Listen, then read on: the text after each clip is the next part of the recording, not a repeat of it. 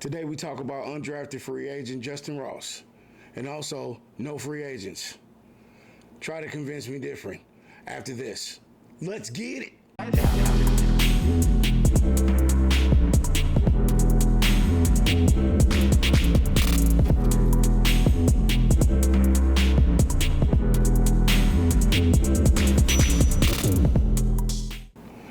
Hey everybody out there, Chiefs King on YouTube. It is your boy Big Chief Shawn, man, and it's been seldom in the Chiefs sphere so far, man, but I still have some things I want to talk about to you.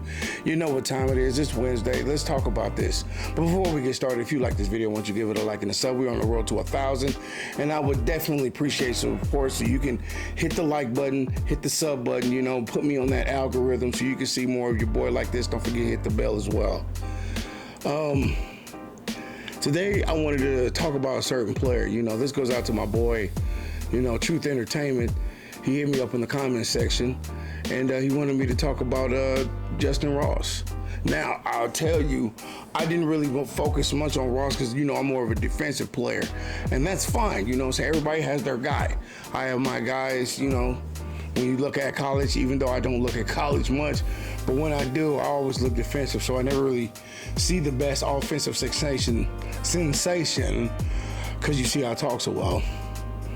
Sensation, though, the next big offensive guy, unless everybody's just ramming this dude down my throat down in Twitter and Instagram and Facebook, which you should follow me at, because they're all the same thing. Big Chief Shawn. So he tells me about Justyn Ross, so I look him up, and man, this may be the most dopest pick we haven't picked. As you know, like I said, I'm mostly defensive-minded man, but when you see this cat, Justyn Ross, especially the tape that he did, it's surprising to you how far that he got undrafted before, but then you find out he had a very serious neck injury, and from what it was been told, he was supposed to be like first round draft aspects. Like, he was supposed to be badass, but then he got the neck injury, and then everybody, you know, because that's a serious injury for anybody, any profession. You know, you get hit in the neck, it's like, you know, you think about things, you alter life choices. Looking at his tape at Clemson, I'm inclined to think this dude's the real deal. People tell me I tend to have an eye for players. Now, did I see Tom Barley? Yes, I did, you know. And there's a lot of other ones, and there's a lot of good players. Everybody thought they were good players that I thought that was bad.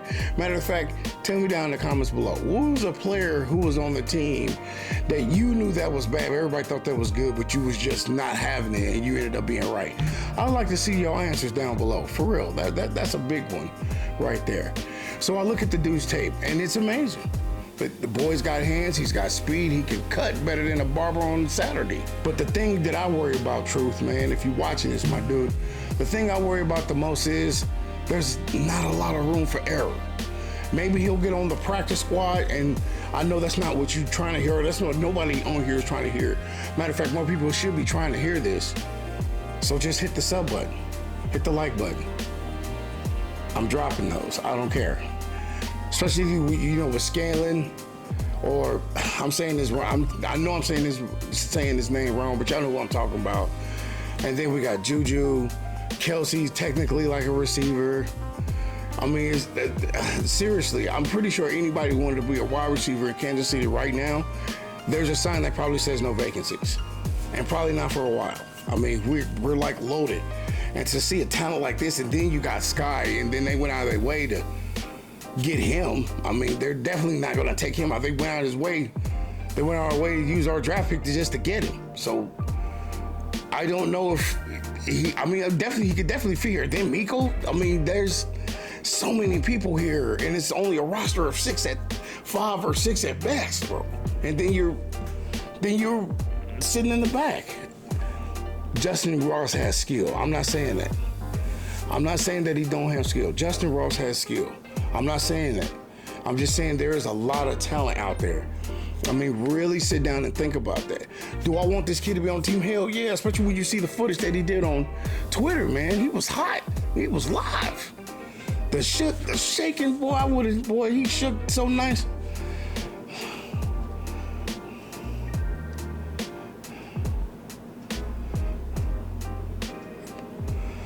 I mean, did you see the videos of the shaking? That boy was shaking like Shakira at a concert in Mexico. No, seriously, the kid is good, but the roster is just so tight. It's like there's no room for error, as I said before, man. I mean, really think about that. You got Scanlon.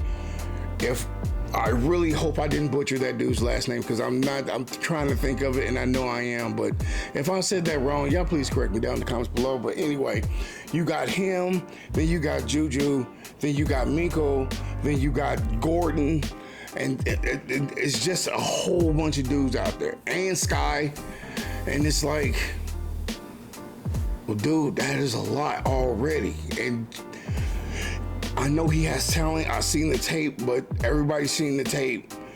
And boy, do I hope he can get on the team? I really do. But who does he replace? That's the question. That's one thing I would like to know from y'all. If you would have to put him on the team. Now we're talking about the starting team, not second string.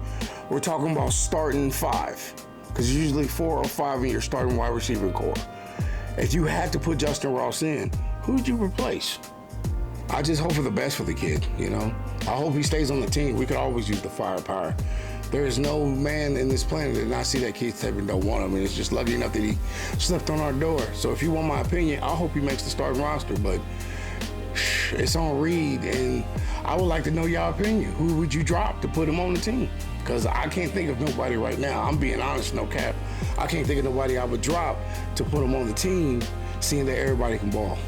Now, I know you heard what I said earlier in the opening. No free agents. Now, I know a lot of y'all getting nostalgic. I know y'all hearing all that Justyn Houston, blah, blah, blah. The answer is no, no, no. That's a no, nope. Let's not do this. If it's in Veach we trust, we have to trust them fully, you know what I mean? And what I know is, right now, all the people that are in free agency right now are literally asking too much. Is there somebody out there? I can clearly tell you the people that I wanted to be on team not available right now, nor will they be available for what they're asking for. So in my opinion, I just say no free agents. We're good. We have a loaded roster. I believe in Spagnuolo to an extent. I definitely believe in Reed. I definitely believe in EB. And Veach is always the man.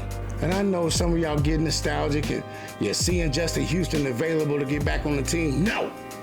And definitely not you, D Ford. I see you over there. You get out of here. Get out of here, D Ford. You go retire. No free agents. We don't need them. If you can convince me otherwise, you put down in those comic books. Like, matter of fact, convince me otherwise. Who can we pick up right now that we can afford? Dude, I saw Veach the other day. He was walking, I heard the cap is almost tapped. I feel like our roster stacked right now.